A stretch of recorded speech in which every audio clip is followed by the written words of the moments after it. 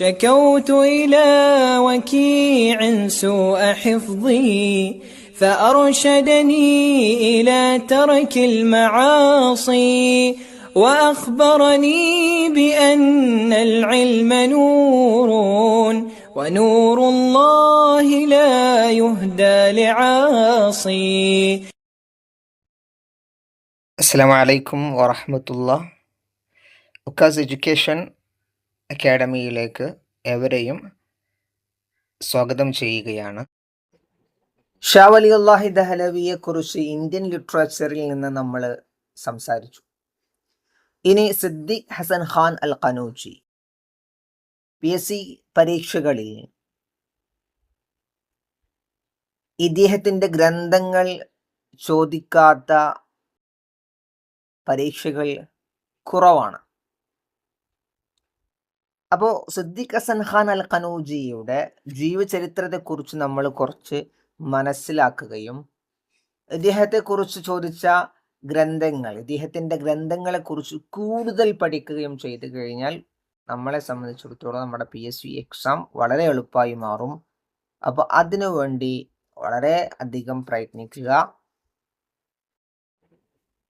ഉലിദ ആം 1832 ഫി ബൽദത്തി ബാൻസ്ബറി B വിലായത്തി Uttar Pradesh. 1832 ഉത്തർപ്രദേശിലെ ബാൻസ്ബറി എന്ന് പറയുന്ന സ്ഥലത്താണ് അദ്ദേഹം ജനിക്കുന്നത്.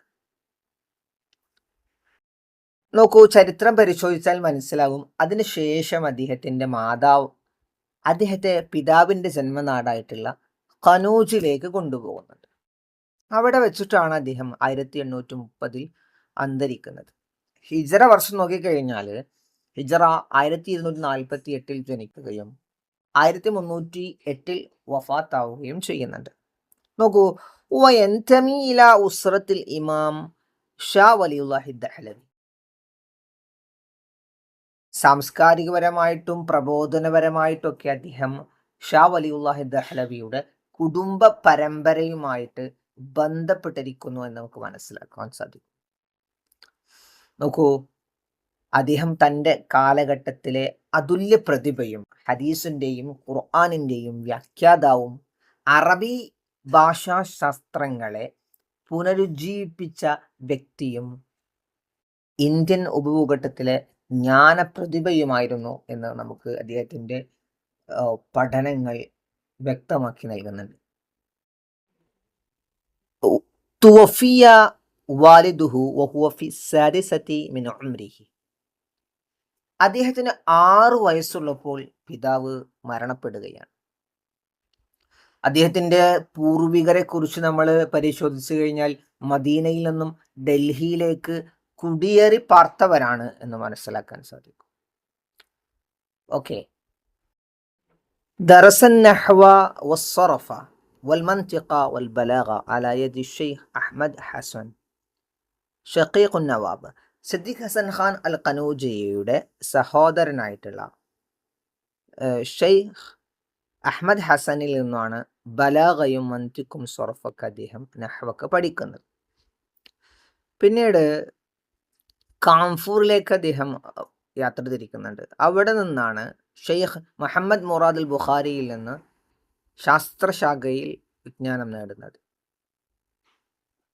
പിന്നീട് വിജ്ഞാനപരമായിട്ടുള്ള മറ്റു ചില അറിവുകൾ, ഫിഖ്ഹിപരമായിട്ടുള്ള അറിവുകൾ ഷെയ്ഖ് മുഹബ്ബില്ലയിൽ നിന്നും അദ്ദേഹം നേടുന്നുണ്ട്. പിന്നെ സുമന്തഖല ഇലാ ദൽഹിയിൽ യദ്റുസുൽ ഉലൂമ അൽ അഖ്ലിയ്യ വൻ നഖ്ലിയ്യ, മറ്റു വൈജ്ഞാനിക ശാസ്ത്രങ്ങൾ പഠിക്കുന്നതിന് വേണ്ടി ഡൽഹിയിലേക്ക് അദ്ദേഹം തിരിക്കുന്നുണ്ട്. അദ്ദേഹം ഭോപ്പാലിലേക്ക് വരുന്നുണ്ട്. ഭോപ്പാലിൽ വന്ന് അവിടെ ചില ചരിത്ര പശ്ചാത്തലങ്ങൾ ഉണ്ടാകുന്നുണ്ട്. അദ്ദേഹം വീണ്ടും ഭോപ്പാലിൽ നിന്ന് ഖനൂജിലേക്ക് മടങ്ങുകയും ചെയ്യുന്നുണ്ട്. ശേഷം സിക്കന്ദർ ജഹാൻ ബീഗം ഭരണം ഏറ്റെടുത്ത കാലത്ത് അദ്ദേഹത്തെ വീണ്ടും ഭോപ്പാലിലേക്ക് തിരിച്ചു കൊണ്ടുവരുന്നുണ്ട്.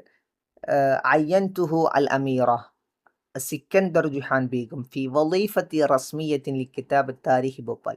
ഭോപ്പാലിൻ്റെ ചരിത്ര രചനയെ ഒഫീഷ്യലായി നിർവഹിക്കുന്നതിന് വേണ്ടി ആ ഉദ്യോഗം സിക്കന്ദർ ജഹാൻ ബീഗം അദ്ദേഹത്തെ സിദ്ദീഖ് ഹസൻ ഖാൻ അൽ ഖനൂജിയെ ഏൽപ്പിക്കുന്നുണ്ട്. അതിനുശേഷം അത് വളരെ മനോഹരമായി നിർവഹിക്കുകയും ചെയ്തു. പിന്നെ തവല്ല നിലാറത്ത അൽ മആരിഫ് ബി ഭോപ്പാൽ, ഭോപ്പാലിൻ്റെ ഔദ്യോഗിക പദവി അദ്ദേഹത്തെ ഏൽപ്പിക്കുന്നുണ്ട്. അതിനുശേഷം ഇൻഷാഇൻ്റെ ഡ്യൂട്ടി അദ്ദേഹത്തെ ഏൽപ്പിക്കുന്നു. ദിവാന് ഇൻഷാഇൻ്റെ പ്രധാനപ്പെട്ട ഉത്തരവാദിത്വം അദ്ദേഹത്തെ ഏൽപ്പിക്കുന്നത്. അതുകൊണ്ട് തന്നെയാണ് അദ്ദേഹത്തിന് മറ്റൊരു പേര് കിട്ടിയത്, അൽ ഖാൻ എന്നുള്ള പേര് അദ്ദേഹത്തിന് കിട്ടിയത്. അപ്പം അതിൻ്റെ സന്തോഷത്തിൽ തസവ്വജ ഇബ്നത്തി ഷെയ്ഖ് റക്കിയ ബീഗം, റക്കിയ ബീഗത്തെ ഷെയ്ഖിൻ്റെ, അതായത് മന്ത്രിയായിട്ടുള്ള ജലാലുദ്ദീൻ മകളെ വിവാഹം ചെയ്തു കൊടുക്കുന്നുണ്ട്. പക്ഷെ അതിനുശേഷം മഹദി മരണപ്പെടുന്നു. പിന്നീട് സിക്കന്ദർ ജുഹാൻ ബീഗത്തിൻ്റെ വഫാത്തിന് ശേഷം മകളായിട്ടുള്ള ഷാജഹാൻ ബീഗം ഭരണത്തിലേക്ക് വരുന്നുണ്ട്. അങ്ങനെ ഷാജഹാൻ ബീഗം സിദ്ദീഖ് ഹസൻ ഖാൻ അൽ ഖനോജിയോട് വിവാഹ അഭ്യർത്ഥന നടത്തുകയും വിവാഹം അഭ്യർത്ഥന സ്വീകരിക്കുകയും ശേഷം സിദ്ദീഖ് ഹസൻ ഖാൻ ഖനോജി ഷാജഹാൻ ബീഗത്തെ വിവാഹം ചെയ്യുകയും ചെയ്തു. അങ്ങനെ വതുവല്ല അഅ്ബാ അൽ ഇമാറത്തിൽ വഹ്സൻ ഇദാറത്തിഹി, അങ്ങനെ ഭരണം ഏറ്റെടുത്തു. ഭരണത്തിൻ്റെ കാര്യങ്ങളൊക്കെ കൃത്യമായി നല്ല രീതിയിൽ നടത്തിക്കൊണ്ടുപോകാൻ സിദ്ദീഖ് ഹസൻ ഖാൻ അൽ ഖനോജിക്ക് സാധിച്ചു. ഇനി അദ്ദേഹത്തിൻ്റെ വളരെ പ്രധാനപ്പെട്ട ഗ്രന്ഥങ്ങൾ നമ്മൾ ഡിസ്കസ് ചെയ്യുകയാണ്. ഏറ്റവും പ്രധാനപ്പെട്ടത്, ഏറ്റവും കൂടുതൽ ആവർത്തിച്ച് ചോദിച്ച PYQ എന്ന് പറയാൻ പറ്റുന്ന ഫത്ഹുൽ ബയാൻ ഫി മഖാസിദിൽ ഖുർആൻ എന്ന് പറയുന്ന ഗ്രന്ഥം വളരെ പ്രധാനപ്പെട്ടതാണ്. ഇത് ഖുർആൻ വ്യാഖ്യാന ഗ്രന്ഥമാണ്, തഫ്സീറാണത്. ഈജിപ്തിൽ ഹിജറ 1302 10 വാള്യങ്ങളായിട്ടാണ് ഇത് അച്ചടിക്കപ്പെട്ടിട്ടുള്ളത്. ഓക്കെ, മറ്റൊരു ഗ്രന്ഥമാണ് അൽ ഇദാ. ആ ഗ്രന്ഥത്തിൻ്റെ ഷോർട്ട് നെയിമാണ് അൽ ഇദാ എന്ന് പറയുന്നത്. ഫുൾ നെയിം എന്താണ്? അൽ ഇദാഅതു ലിമാ കാന വയകൂനു ബൈന യദൈ സാഅ. ആ പേര് പോലെ തന്നെ അന്ത്യനാളിൻ്റെ അടയാളങ്ങളെക്കുറിച്ച് പറയുന്ന ഗ്രന്ഥമാണിത്. ഹിജറ 1293 ഭോപ്പാലിലാണ് ഇത് അച്ചടിക്കപ്പെട്ടത്. മറ്റൊരു ഗ്രന്ഥമാണ് നൈലുൽ മറാം എന്ന് പറയുന്ന ഗ്രന്ഥം. അത് ഷോർട്ട് നെയിമാണ് നൈലുൽ മറാമി ഫി തഫ്സീരി ആയാത്തിൽ അഹ്കാം. അഹ്കാം എന്ന് പറയലോടുകൂടി ആ ഗ്രന്ഥത്തെക്കുറിച്ച് നമുക്ക് കുറച്ച് കാര്യങ്ങൾ മനസ്സിലായിട്ടുണ്ടാവും. അത് കർമ്മശാസ്ത്രപരമായിട്ടുള്ള ഗ്രന്ഥമാണ്, ഫിഖ്ഹി പരമാണ്. മാത്രമല്ല അത് ഖുർആൻ സൂക്തങ്ങളുടെ വ്യാഖ്യാനം കൂടിയാണ്. ഹിജറ 1282 ലക്നൌവിലാണ് ഇത് അച്ചടിക്കപ്പെട്ടിട്ടുള്ളത്. മറ്റൊരു ഗ്രന്ഥം അൽ ബുൽഗ എന്ന് പറയും, അൽ ബുൽഗതു ഫി ഉസൂലിൽ ലുഗ. ആ പേര് പോലെ തന്നെ ഭാഷാശാസ്ത്രത്തിൻ്റെ അടിസ്ഥാനങ്ങളെക്കുറിച്ചു പറയുന്ന കൃതിയാണ്. ഹിജറ 1294 ഭോപ്പാലിൽ തന്നെയാണ് ഇതും അച്ചടിക്കപ്പെട്ടത്. മറ്റൊരു ഗ്രന്ഥമാണ്, വളരെ പ്രശസ്തമായിട്ടുള്ള ഗ്രന്ഥമാണ് അബ്ജദുൽ ഉലൂം എന്ന് പറയുന്നത്. അത് ഇദ്ദേഹത്തിൻ്റെ ഗ്രന്ഥങ്ങളിൽ ഏറ്റവും അധികം ചർച്ച ചെയ്യപ്പെടേണ്ട ഗ്രന്ഥമാണ്. അത് നമുക്ക് ലാസ്റ്റ് അതൊന്നുകൂടെ നമുക്ക് വിശദീകരിക്കേണ്ടതുണ്ട്.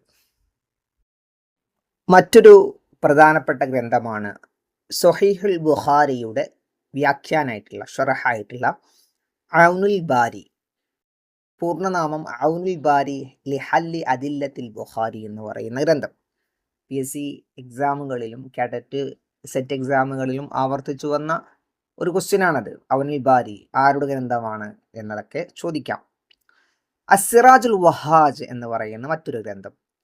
ഇത് സ്വഹീഹ് മുസ്ലിമിൻ്റെ വ്യാഖ്യാനമാണ്. ഓക്കെ, മറ്റൊരു ഗ്രന്ഥമാണ് ഹലറാത്തുൽ തജല്ലി എന്ന് പറയുന്നത്.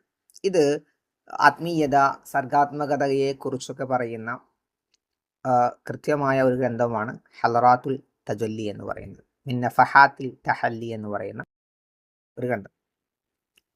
മറ്റൊരു ഗ്രന്ഥമാണ് അത്താജുൽ മുക്കല്ലൽ. ഇത് പ്രമുഖ ഇസ്ലാമിക പണ്ഡിതന്മാരുടെ ജീവചരിത്രത്തിൻ്റെ ഒരു വിജ്ഞാനകോശം എന്നൊക്കെ പറയാൻ പറ്റും. അങ്ങനെ വളരെ പ്രശസ്തമായിട്ടുള്ള നെറ്റ് എക്സാമിൽ ചോദിച്ചൊരു ക്വസ്റ്റ്യൻ നമുക്ക് താജുൽ മുക്കൽക്കിനെ കുറിച്ച് കാണാൻ പറ്റും. മറ്റൊരു ഗ്രന്ഥമാണ് ഇഖ്ലീലുൽ കറാമ എന്ന് പറയുന്ന ഗ്രന്ഥം. ഇഖ്ലീലുൽ കറാമ മിൻ ഫീ തിബിയാനി മഖാസിദുൽ ഇമാമ എന്ന് പറയുന്ന വളരെ പ്രശസ്തമായിട്ടുള്ള ഒരു ഗ്രന്ഥമാണ്. എന്താണ് ഇതിൻ്റെ ചർച്ചാ വിഷയം? ഇസ്ലാമിലെ നേതൃത്വത്തെയും ഭരണ സംവിധാനം അതിൻ്റെ ലക്ഷ്യങ്ങളെയും കുറിച്ച് ഉള്ള ഒരു പഠനമാണ്, ഒരു തിസീസ് എന്നൊക്കെ പറയാൻ പറ്റും ഇഖ്ലീലുൽ കറാമയെ കുറിച്ച്. മറ്റൊരു ഗ്രന്ഥമാണ് നുസുലുൽ അബ്റാർ. നുസുലുൽ അബ്റാർ എന്താണ് അതിൻ്റെ ടോപ്പിക്ക്? പ്രവാചക ചര്യയിൽ സ്ഥിരപ്പെട്ടു വന്ന പ്രാർത്ഥനകളുടെയും ദിക്റുകളുടെയും സമാഹാരമാണ് നുസുലുൽ അബ്റാർ എന്ന് പറയുന്നത്. പ്രാർത്ഥനകളും ദിക്റുകളും ഉൾക്കൊള്ളുന്ന വളരെ പ്രശസ്തമായിട്ടുള്ള ഗ്രന്ഥമാണ്. മറ്റൊരു ഗ്രന്ഥമാണ് ഇത്തുഹാഫുൻ നുബല. ഇത്തുഹാഫുൻ നുബല കർമ്മശാസ്ത്രവും ഹദീസും സമന്വയിപ്പിച്ചുകൊണ്ട് പണ്ഡിതന്മാരുടെ ചരിത്ര വിവരണമാണ് അതിൽ ഉൾക്കൊള്ളുന്നത്. മറ്റൊരു ഗ്രന്ഥമാണ് അൽ ഇക്സീർ അല്ലെങ്കിൽ അൽ ഇക്സീറു ഫി ഉസൂൽ തഫ്സീർ. ഖുർആൻ വ്യാഖ്യാന ശാസ്ത്രത്തിൻ്റെ, അതായത് തഫ്സീറിൻ്റെ അടിസ്ഥാന നിയമങ്ങൾ എങ്ങനെയാവണം എന്ന് വിവരിക്കുന്ന ഗ്രന്ഥമാണത്. ഇത്ര ഗ്രന്ഥങ്ങളാണ് വളരെ പ്രധാനപ്പെട്ട ഗ്രന്ഥങ്ങൾ. നമ്മൾ അബ്ജദുൽ ഉലൂം എന്ന് പറയുന്ന ഗ്രന്ഥത്തെക്കുറിച്ച് നമ്മൾ ഒന്നുകൂടി വിശദീകരിക്കാമെന്ന് പറഞ്ഞിരുന്നു. അബ്ജദുൽ ഉലൂം എന്ന് പറയുന്നത് അത് പ്രധാനമായിട്ടും 3 ഭാഗങ്ങളായിട്ടാണ് തരംതിരിച്ചിട്ടുള്ളത്. പ്രധാനപ്പെട്ട 2 ഭാഗങ്ങളാണ്. എന്താണ് ആ വിഷയം? ഇസ്ലാമികവും അല്ലാത്തതുമായിട്ടുള്ള വിവിധ ശാസ്ത്രശാഖകളെക്കുറിച്ച് അത് പരിചയപ്പെടുത്തുന്നുണ്ട്. അതോടൊപ്പം തന്നെ പ്രശസ്തമായിട്ടുള്ള പണ്ഡിതന്മാരുടെ ജീവചരിത്രവും അതിൽ ഉൾക്കൊള്ളുന്നതായിട്ട് നമുക്ക് കാണാൻ സാധിക്കാറുണ്ട്. അപ്പോൾ അങ്ങനെ തന്നെ ഒരു ക്വസ്റ്റ്യൻ നമുക്ക് വന്നിട്ടുമുണ്ട്. പണ്ഡിതന്മാരെ കുറിച്ച് പരാമർശിക്കുന്ന സദീഖ് ഹസൻ ഖാൻ അൽ ഖനൂജിയുടെ ഗ്രന്ഥം ഏതാണ്? അതുപോലെ തന്നെ അത് പബ്ലിഷ് ചെയ്യുന്നത് ഇന്ത്യയിലാണ്. 1296 ഹിജറ വർഷം. നമ്മൾ പറഞ്ഞു പ്രധാനമായിട്ട് 3 ബാബുകളാണ് ഉള്ളത്. അതിൽ പ്രധാനപ്പെട്ട 2 ബാബുകളാണ്. ഒന്നാമത്തെ ബാബിലെ ചർച്ചാ വിഷയം തന്നെ ശാസ്ത്രങ്ങളുടെയും വിജ്ഞാന ശാഖകളുടെയും പരിചയപ്പെടുത്താണ്. അതിൻ്റെ വികാസം ഒക്കെ നിർവചനമൊക്കെയാണ് 2 ഭാഗങ്ങളിലും 1 ഭാഗങ്ങളിലൊക്കെ ഉൾക്കൊള്ളിച്ചിട്ടുള്ളത്. അപ്പം ഇതാണ്. ഇനി നമുക്ക് PYQയിലേക്ക് കടക്കാം. അദ്ദേഹത്തിൻ്റെ ജീവചരിത്രത്തെക്കാൾ പ്രധാനമാണ് അദ്ദേഹത്തിൻ്റെ ഗ്രന്ഥങ്ങൾ എന്ന് പറയുന്നത്. നോക്കൂ, ഫസ്റ്റ് ക്വസ്റ്റ്യൻ, ലൈസ മിൻ മുഅല്ലഫാത്തി സിദ്ദീഖ് ഹസൻ ഖാൻ അൽ ഖനൂജി. സിദ്ദീഖ് ഹസൻ ഖാൻ ഖനൂജിയുടെ ഗ്രന്ഥങ്ങളിൽ പെടാത്തത് ഏതാണ്? ഒന്നാമത്തെ അബ്ജദുൽ ഉലൂമാണ്, നമ്മൾ അവസാനം പറഞ്ഞതാണ്. അപ്പോൾ അദ്ദേഹത്തിൻ്റെ ഗ്രന്ഥം തന്നെയാണ്.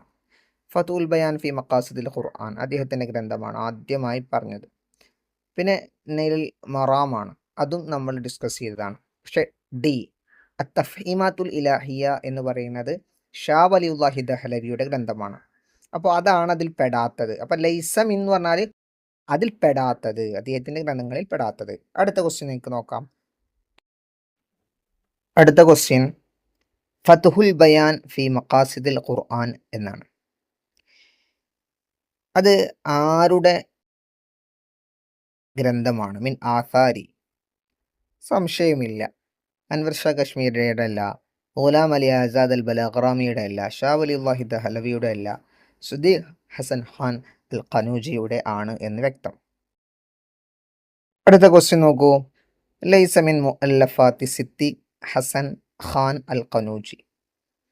സിമ്പിൾ ക്വസ്റ്റ്യൻ ആണ്. അൽ ഇക്സീർ ഫി ഉസൂൽ തഫ്സീർ അദ്ദേഹത്തിൻ്റെ ഗ്രന്ഥമാണ്. അബ്ജദുൽ ഉലൂം അദ്ദേഹത്തിൻ്റെ ഗ്രന്ഥമാണ്. ഫതുഹുൽ ബയാൻ ഫി മഖാസിൽ ഖുർആൻ അദ്ദേഹത്തിൻ്റെ ഗ്രന്ഥമാണ്. ലൈസ മിൻ അല്ലാത്തത് സഖാഫത്തുൽ ഇസ്ലാമിയ ഫിൽ ഹിന്ദ്, അത് അദ്ദേഹത്തിൻ്റെ ഗ്രന്ഥമല്ല. ഓക്കെ, അപ്പോൾ ഇൻഷാ അല്ലാഹ് നന്നായി പഠിക്കുക, നല്ല എഫേർട്ടിൽ പഠിക്കുക. നമ്മുടെ ഓഫ്ലൈൻ ക്ലാസ് കേട്ടറ്റ് സെറ്റ് PSC അറബി എന്നിവയുടെ ക്ലാസ്സുകൾ പെരുമ്പിലാവ് ഭാഗത്ത്, കുന്നംകുളം പെരുമ്പിലാവ് ഭാഗത്തടുത്ത് നമ്മൾ പ്ലാൻ ചെയ്യുന്നുണ്ട്. സാറ്റർഡേ രാവിലെ മുതൽ വൈകുന്നേരം വരെ പീരിയഡ് സിസ്റ്റമായിട്ടാണ് നമ്മൾ ഉദ്ദേശിക്കുന്നത്. അപ്പോൾ സ്ക്രീനിൽ കാണുന്ന വാട്സപ്പ് നമ്പറിൽ കോൺടാക്റ്റ് ചെയ്യുക. അപ്പോൾ അസ്സലാമു അലൈക്കും വറഹ്മത്തുള്ളാഹി. شكوت إلى وكيع سوء حفظي فأرشدني إلى ترك المعاصي وأخبرني بأن العلم نور ونور الله لا يهدى لعاصي.